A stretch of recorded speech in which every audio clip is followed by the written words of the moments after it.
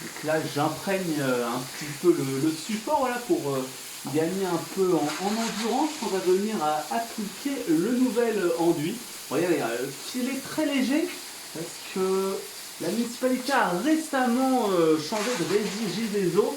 Donc du coup, augmentation de la facture d'eau. Mais voilà, l'idée c'était quand même de mettre un petit coup de karcher. Voilà, regardez, comment la pierre, le travail préparatoire a été parfaitement exécuté. La pierre parfaitement ciselée. On va pouvoir partir sur une base de travail intéressante. Attendez là. Voilà, là je crois qu'on est pas mal. Voilà, la phase d'alchimiste, maintenant on va faire le mélange en essayant de respecter les bons dosages. Donc 3 volumes de ça pour un cho.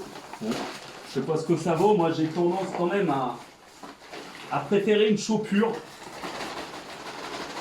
Hop, sachant que c'est la Farge au quasi-monopole sur le sable français, donc si ils vont nous forcer à acheter plus de sable, mais moi je pense que ça va déjà très bien. J'ai travaillé toute ma vie pour pouvoir m'offrir voilà, une chaux vraiment pure. Voilà. Donc toujours une eau, bon après moi je prenais la marque que vous voulez, c'est vrai que moi j'aime bien la Salvetta qui vraiment est pauvre en sodium, ce qui va me permettre d'avoir un enduit vraiment d'une douceur impeccable. Et puis d'ailleurs c'est pas les arènes de Nîmes qui me diront le contraire, avec des enduits qui ont plus de 2000 ans. Voilà, il n'y a plus qu'à mélanger et on se retrouve dans un instant. Donc là je vais confectionner des petites boulettes voilà, de chaux là, bien malaxées et que je vais vraiment tasser voilà, comme ça dans un premier temps dans les fentes. Bon, l'idée voilà, c'est de faire un premier dégrossi. Hein. Tac. Et on repassera par la suite. Voilà, là c'est pâte bien collante. Ça rentre tout seul. Regardez, ça pénètre parfaitement.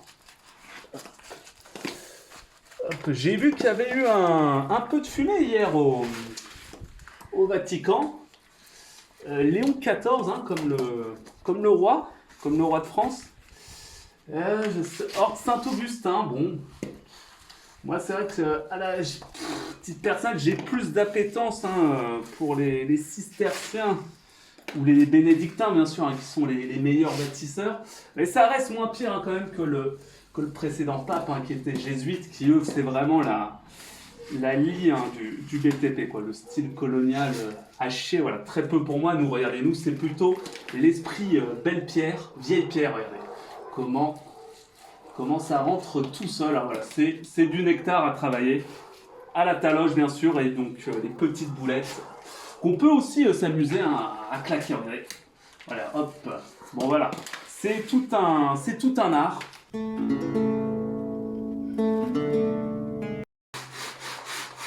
Voilà, c'est le moment où je commence à saturer un peu et plus rien à foutre de la pierre apparente. Là, je barbouille. J'ai vraiment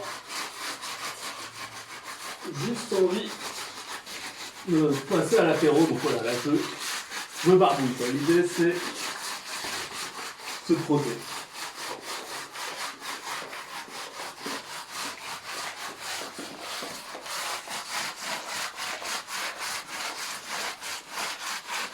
Comme des gouttes.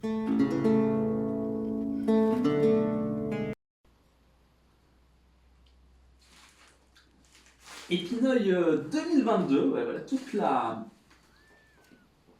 le goût de cerise typique du pinot noir. Allez, je vous montre un peu le fruit du travail. Regardez, hop, peut-être encore quelque chose à revoir au niveau des finitions, mais bon, on est sur une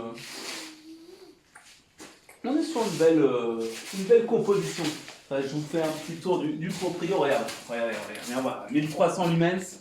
Je peux éclairer jusqu'à...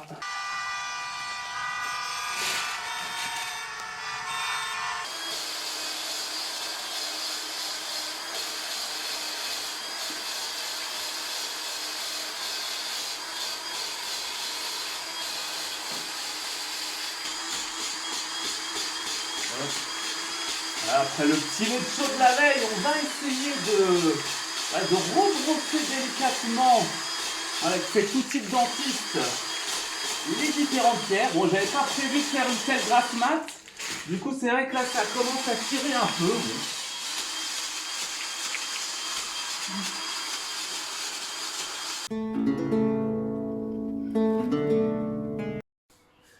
Voilà la petite vinaigrette. Histoire de mettre un petit exfoliant, là, les petites impuretés, petites imperfections. On gomme, on masque.